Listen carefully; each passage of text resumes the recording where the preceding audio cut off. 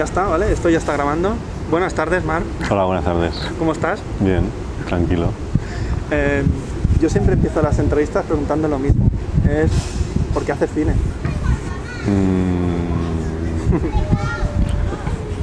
Pues tampoco no tengo una razón, no lo sé. O sea, desde pequeño me gustaba cómo explicar historias y tal con los muñecos de goma y luego con los peluches y no sé qué, y luego hacía cómics y tenía como muchas ganas de que me compraran una videocámara y me la compraron como muy tarde, me acuerdo, a los 15, 16. Entonces empecé a hacer cortos y tal, pero de una forma natural, quiero decir que, o sea, tenía como muchísimas ganas. Y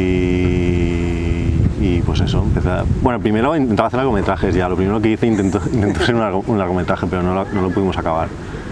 Y después pues hice cortos y tal, y que tampoco me lo he planteado, me ha surgido de una manera muy natural, no lo sé. ¿Y por qué estudiaste en la UPF? ¿En la Pompeu? Sí. Pues también no tengo ni idea, de rebote, porque cuando acabé la bachillerato no me llegaba la nota para hacer comunicación audiovisual en la autónoma, y entonces hice un grado superior, y después del grado superior hice un grado superior de realización. Porque, bueno, da igual, una historia. Un profesor mío de inglés me presentó a su marido y su marido era profesor en ese lugar, entonces como que me convenció de hacer ahí realización, y después de eso en ese sitio me convencieron de hacer comunicación en la Pompeu Fabra, porque por la nota y tal como que me llegaba y tal, y pensé, pues perfecto. Me dijeron que era como el mejor lugar para estudiar eso. ¿Y qué tal la experiencia de comunicación audiovisual? Muy bien. Genial, porque la Pompeu está muy enfocada al cine y entonces yo realmente quería hacer cine, no quería hacer comunicación. Es que no sabía ni lo que era comunicación audiovisual. Es que tiene un nombre muy raro, ¿no? Ya, sí, sí. Luego también cuando estudiaba la carrera pues me di cuenta también que era un poco filosofía de la imagen, que me gustó. Y luego muchísimas cosas que también pensaba que estaba perdiendo el tiempo y muchas veces pensaba siempre estaba con el sentimiento de quererlo dejar, pero no, al final lo acabé. Yo viendo tus películas, tus 3 películas, no sé dónde acaba la ficción, empieza la realidad, no sé si es una mezcla de ficción y realidad. Las historias personales que te ocurren a ti y a tus amigos son la película o son inventadas. Todo es una mezcla que yo no logro discernir. O sea, yo te conozco, pero no sé si Mar es así, o Mar es un alter ego, o es otra persona. O sea, ¿cómo empiezas a construir tus pelis? ¿A partir de tus relaciones personales, o de lo que ves, o de lo que le pasa, por ejemplo, a Zaida, a Julia, o a Adrián, o a los Papa Topo, y tú lo introduces en la peli? ¿O empiezas a construir a través de la imaginación y después vas buscando? Claro, normalmente a mí lo que pasa es que soy poco imaginativo.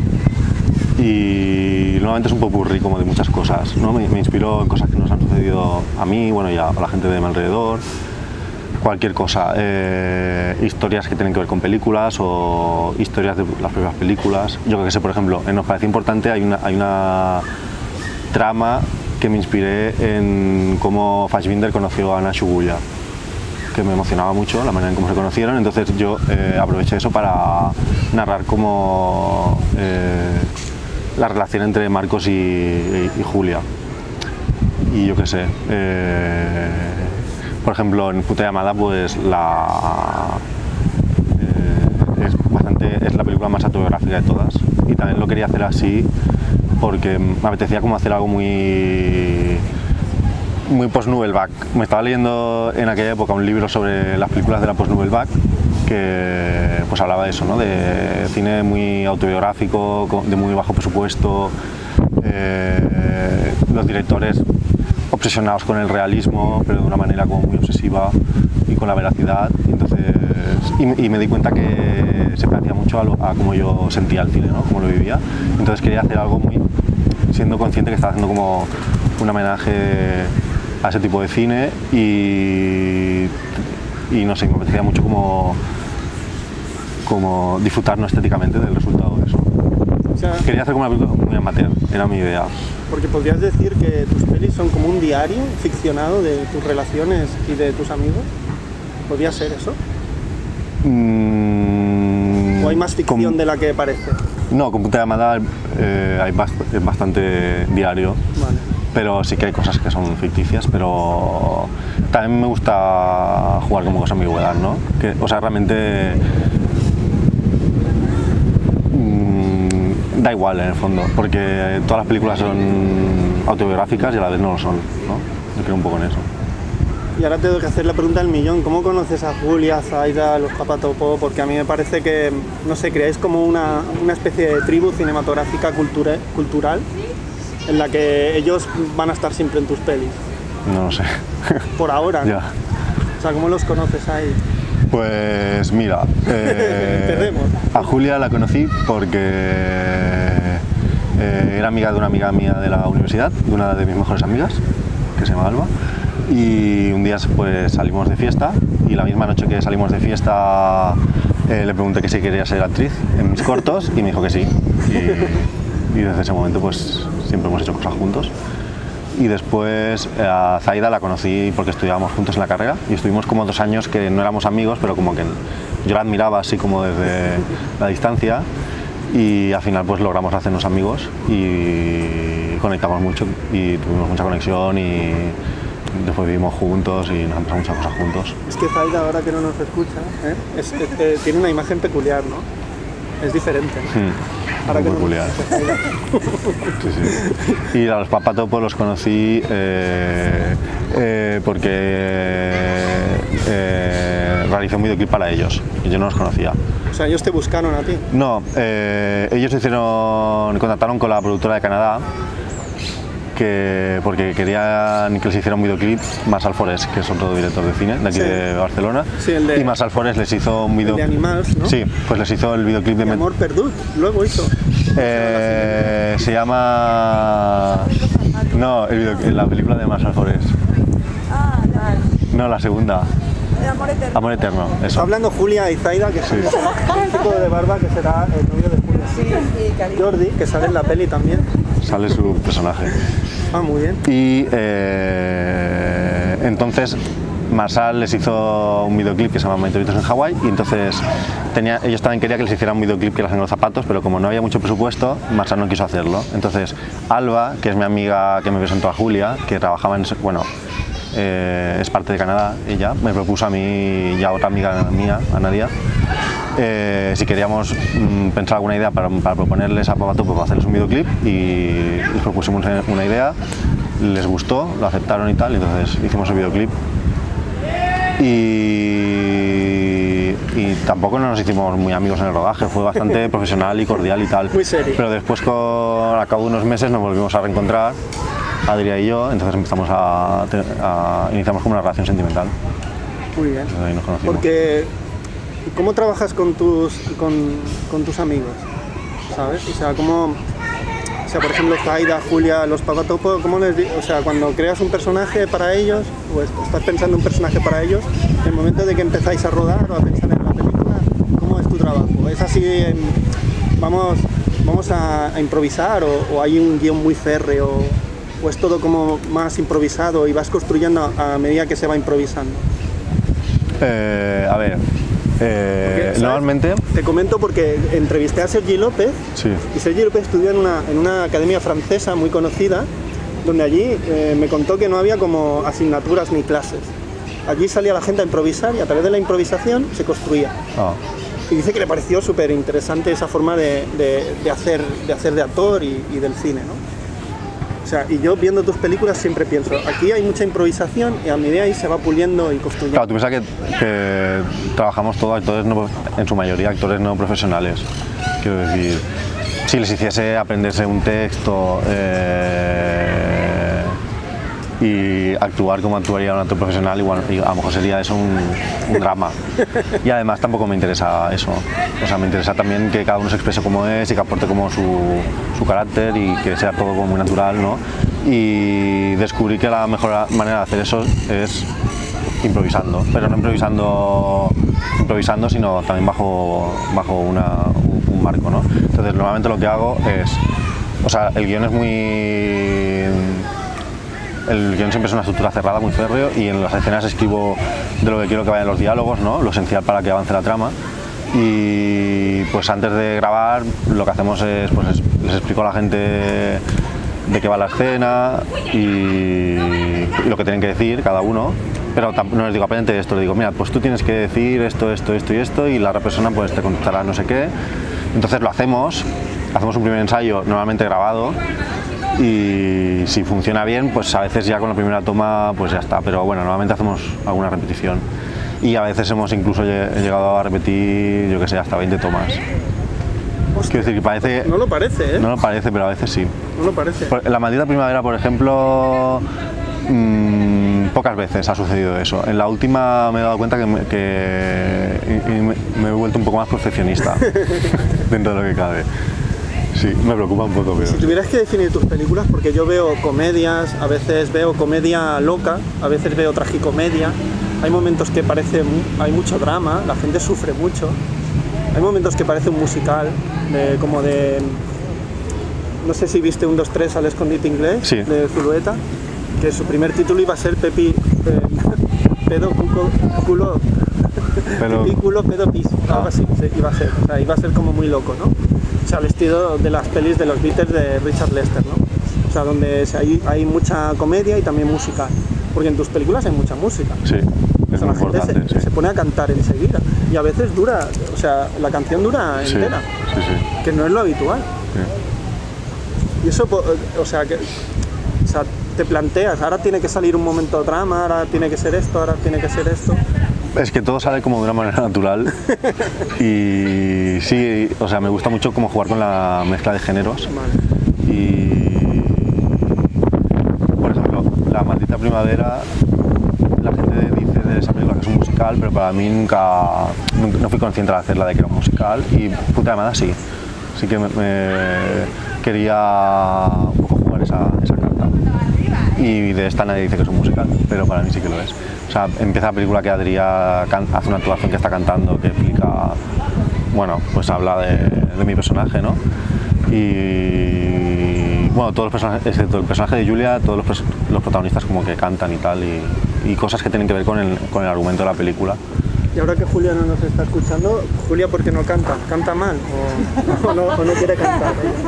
Julia, en La maldita primavera, iba a hacer los coros de Mátame cariño, que es una canción que ellas bailan en el videoclip, pero ese día no podían venir al estudio de grabación y se quedó sin coros la canción. Es interesante porque todas las canciones que aparecen en tus películas están explicando lo que les está sucediendo a los actores, sí, a los personajes. Sí, en La maldita primavera... Eso está muy cuidado, porque no hay una canción porque te mola y ya está. No, claro. La canción que canta Zaida, ahora que no lo estás escuchando, La llamada. La llamada, o después la de Cranberries, tiene que ver mucho con lo que estás sintiendo. Claro. Por eso te decía el estilo musical diría de la Metro Goldwyn Mayer, porque la gente canta lo que le está sucediendo. Por ejemplo, el Mago de Oz, claro, están cantando lo que les sucede. Y eso creo que funciona mejor en el Puta llamada. La maldita primavera también sucede eso, pero creo que todas las canciones tienen que ver con la trama, porque también en La maldita primavera se cuenta mi historia de amor con Adrià, digamos, vale, y las canciones tienen que ver con nuestra situación, con lo que estamos viviendo, ¿no? La llamada o Mátame cariño y tal, que hablan de nosotros. Pero o sea, no tiene tanto que ver con la trama, ¿sabes?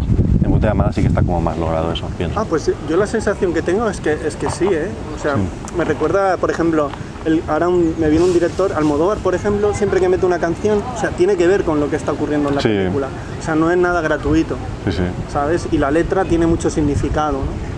Y por ejemplo, no es como ese típicas pelis que meten una canción porque les mola y suena guay. No, está contando cosas del personaje que, por ejemplo, la canción o la música lo va a contar mejor o lo va a contar de otra manera. Sí, o con una sencillez, ¿no? Que es así como emocionante. Porque en tus películas, a mí una de las cosas que me gustan es que la gente lee, la gente habla de libros, la gente va al cine y habla de pelis. O sea, la gente hace cosas que hace la gente normal y corriente o la gente de tu entorno, pero eso en el cine no suele ocurrir. ¿Por qué crees que se intenta construir historias demasiado serias, demasiado, no sé, demasiado de otra manera, demasiado impostadas, ¿no? O sea, en tus películas la gente es frágil, es ridícula, parece, o sea, de lo natural que es, se equivoca, o sea, no son gente... No caliza. O a veces se emborracha y los ves borrachos, los ves solos, o sea, no... O sea, en otras películas todo este tipo de situaciones no aparecen, ¿no? O sea, tenemos esa tendencia de pensar de que hay gente como superior que no le ocurren cosas como a ti te ocurren, ¿no? O sea, tú tienes esa necesidad de que la gente que aparezca en tus películas se parezca a ti, o las cosas que le ocurren a ti, ¿no? Sí. Bueno, lo que te decía antes, ¿no? También es un poco una obsesión por el realismo y por la veracidad. Y sí, realmente, o sea, desde el principio que me planteaba hacer cine, bueno, tampoco nunca me lo he planteado, pero siempre ha habido una época, ¿no?, en la que yo quería hacer películas y yo no sabía cómo iban a ser las películas que iba a hacer. O sea, había como un misterio ahí que no sabía. Pero quería hacer cine un poco porque estaba enfadado, ¿no?, con ese tipo de cine español en este caso, pero también puede ser a nivel mundial, que es así muy acartonado, ¿no? Digamos, es un poco contra lo que se rebelaban los directores de la Nouvelle Vague, que se rebelaban contra el cine de papá, que era un cine acartonado. Bueno, el artículo ese de que hablaba de la tendencia del cine francés, pues un poco lo mismo. Yo veía películas y decía, pero es que todo esto es falso, ¿no? Pero a ti no ocurren estas cosas, a mí no, ni a mis colegas. Bueno, la manera de actuar, las historias, todo, no sé. Y Los lugares donde tenía muchas ganas de rodar en lugares naturales, con gente normal, historias normales. En tus sitios, ¿no? En los sitios que conoces. Y que las superestrellas pudieran ser personas del día a día, ¿no? No, yo qué sé, grandes actrices de toda la vida. ¿Y por qué, por ejemplo, aparece Yurena en la película? ¿Cómo conoces? ¿Cómo la metes en la peli? Pues porque justamente, y además... O Nausicaa Bonin también. Sí, gracias a Yurena casi que existe la película, porque yo tenía una idea de la película que estaba muy poco desarrollada cuando fui a Madrid, y yo quería que hubiese una actuación musical. Y en esa época, justo hacía pocos meses que acababa de... Bueno, no recuerdo bien, pero que acababa de descubrir la música de Yurena. Bueno, ya la conocía, ¿no?, pero uno de sus primeros discos, y yo era muy fan de ella, estaba muy emocionado. Entonces me hubiera encantado que Yurena actuara en la película y tal. Bueno, tenía como esa idea en la cabeza, pero me parecía como muy posible. Y justo fuimos a Madrid a presentar La Maldita Primavera al Festival Rizoma, sí. Y de público vino un hombre que ya conocía a los Papatopo, de haber hecho algo con ellos y tal, que él conocía a otra persona que sí que era amiga de Yurena. Entonces nos puso en contacto, y a este Jorge, le diría que se llama este hombre y tal, bueno, conectamos mucho como también a nivel estético y tal, y tenemos como los mismos referentes y tal, y él también es muy fan de Yurena. Y bueno, y gracias a eso pues como que me puse muy rápido a acabar el guión y les pasé un dossier del proyecto. ¿No? Poder contar con ella. Sí. ¿Qué has dicho? No, que un acicate, como un empujón, como decir, hostia, puede salir Yurena en la peli, o sea, vamos a hacer una historia. Yo a la que volví a Barcelona ya a la semana ya tenía como un dossier de ya el guión acabado, el proyecto de la película y tal, y se lo mandamos. Tenía otro título de la película y todo está como muy a medio hacer. Y eso fue en diciembre casi, y empezamos a rodar en enero. O sea, imagínate lo veloz que fue todo. Sí, sí. Y bueno, y ella en cuanto cuando vio el dossier y tal y vio, nos parecía importante y le gustó, y entonces accedió a trabajar. Y por ejemplo, ahora me ha venido una pregunta de ¿por qué te lanzas a hacer, nos parece importante, La Maldita Primavera o Puta Llamada, con tus medios, tus colegas y tal? Porque, o sea, es una necesidad de hacer cine, de hacerlo ya, porque, o sea, 3 años, 3 pelis, ¿no? O sea, es como una, wow, o sea, tengo necesidad de contar esto y lo voy a hacer con lo que tenga. Y tengo la sensación de que hago poco. ¿Sí? Sí. Wow. Bueno, tú me dijiste una vez, ¿no?, que Fassbinder hacía 4 películas al año. Sí, pero es que él vivía a velocidad de crucero, lleno, drogadicto, o sea... Sí. No, yo si pudiera haría más, pero... Y también hacía teatro, o sea, hacía mogollón de cosas, pero yo supongo que era una época diferente, ¿no? Ya. una época de efervescencia, de querer hacer mogollón de cosas y tal. Claro, o sea, y también, yo también lo pienso en plan, pues que el tiempo pasa y que cosas que ahora se pueden grabar dentro de 10 años no se van a poder grabar, ¿no? Yo sé, por ejemplo, tengo muchas ganas de grabar cosas con mis sobrinos están Claro, eso sí. haciendo mayores y hay cosas que ya no podré grabar, Ya. cosas así. O sea, te lanzaste al abismo sin pensar, tengo que hacer esto y lo tengo que hacer ya. Sí, bueno, y lleva muchísimos años queriendo hacer cosas y tampoco no... Es decir, hay una época de mi vida perdida que no he hecho películas también. Buscándote, Y ¿no? en También. crisis y sin saber cómo hacerlas, porque no sabía cómo se hacían. De hecho, hay un momento en la película que tu personaje dice que está en crisis creativa. Sí, Que eso sí. también es algo que te ocurrió durante, ¿no? O sea, sí, cuando estaba escribiendo ese guión me pasaba que no estaba en crisis creativa. Ahora también lo estoy, por ejemplo. ¿Y tu relación con el DA Film Festival de Barcelona, cómo es? Porque en tus 3 películas han estado allí. ¿Cómo en la primera película que haces se la presentas? Sí. ¿Y cómo fue el proceso? ¿Le gustó? ¿Qué te dijeron? Fue a través de Carlos Losilla, que es el comisario de la sección Sí. Un impulso colectivo, y bueno, a través de una conocida amiga nuestra que se llama Violeta Kowalski, que también es crítica de cine, pues le pasamos la película a Carlos Losilla y la vio y le gustó, y entonces nos propuso programarla en el DA y ya está. Y entonces a partir de ahí ya el siguiente año también le pasé La maldita primavera y también le gustó, bueno, la quiso programar, y lo mismo ha pasado este año. Yo este año ya pensaba que no iban ¿No? ¿Por qué? a programarla, porque eran ya 2 años seguidos. Me da vergüenza incluso. ¿Sí? Sí, me da mucha vergüenza. ¿Y eso? Porque, yo qué sé, porque me parece un pesado. No, pero ¿y Carlos qué te dice de las pelis? ¿Qué es lo que le gusta a Carlos de tus pelis? Igual deberías preguntárselo a él, porque tampoco no lo tengo muy No, claro. pero la primera vez cuando le pasaste la peli y dijo la voy a programar, ¿te contó algo? Es que tampoco no hablamos mucho. Me dijo que le había gustado y eso, y alguna vez me ha hablado así, pues yo qué sé, que le parece interesante lo de la mezcla de géneros y tal, y creo que me comentó que él hace una asignatura en un máster de teoría en la Pompeu, y creo que me comentó que alguna vez había puesto algún ejemplo a una peli mía sobre esto precisamente, sobre la mezcla de géneros y tal. Pues guau, ¿no? Sí.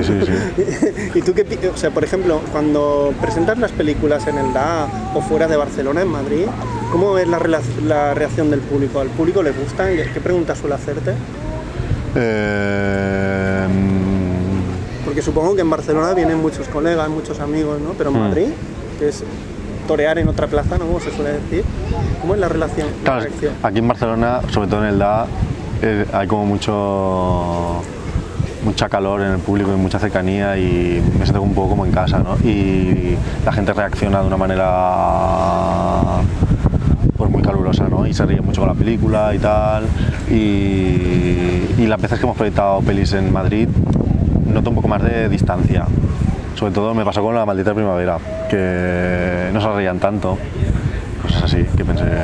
Pero bueno, luego no sé, mucha gente pues se me acercaba para decirme que le había gustado la película y tal, y no sé, y supongo que habrá gente que no, claro, como todo. Porque en general, ¿qué te hace aprender más como cineasta? ¿Las críticas positivas o las negativas?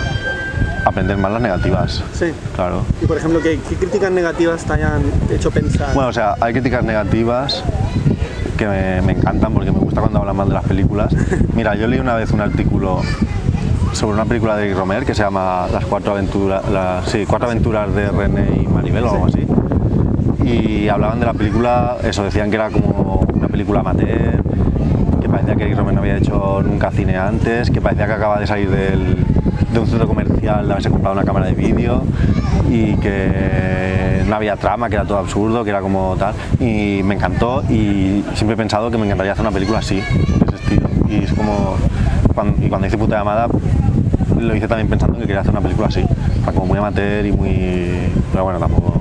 yo qué sé. ¿Por qué se llama Puta Llamada la peli? Porque eso tiene que ver con Barcelona. Nosotros llamamos así a Barcelona cuando la época de la universidad y tal, con Zaida y con mis amigos de la uni, cuando salíamos y tal, y lo típico, ¿no? Pues que sales con unas ideas y al final te frustras o lo que sea. Pues estábamos enamorados de Barcelona, pero siempre decíamos pues que nos frustraba y la llamamos puta llamada a Barcelona. A mí me gusta de puta llamada, que parece puta llamada, si lo dices rápido.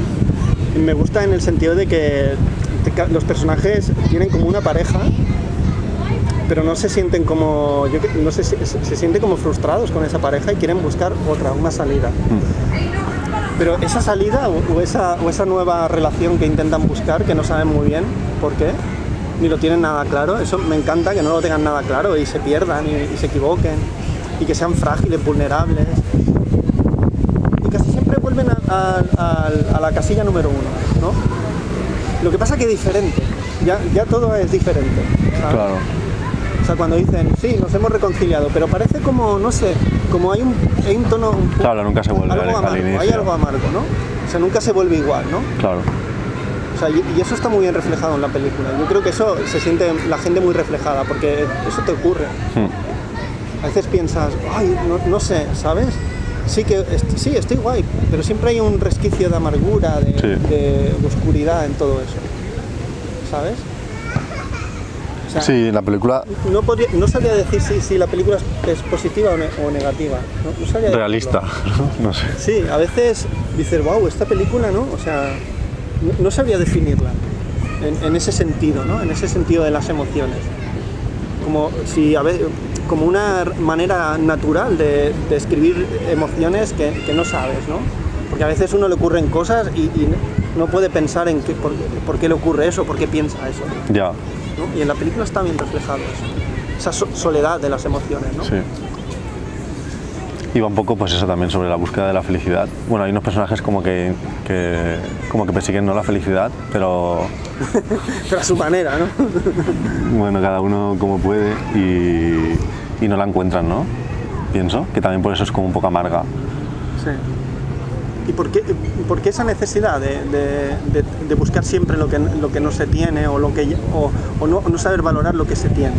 ¿Por qué nos pasa eso? ¿Por qué crees que a la gente de ahora joven nos pasa eso mucho? Nos cuesta valorar lo que tenemos. No sé. Porque a tus personajes le ocurre mucho eso. Sí. Pero bueno, supongo que también ha pasado, no es una cosa generacional, ¿no? Supongo que... Sí, eso le pasa siempre, ¿no? Que es una cosa de la condición humana, a lo mejor. No sé.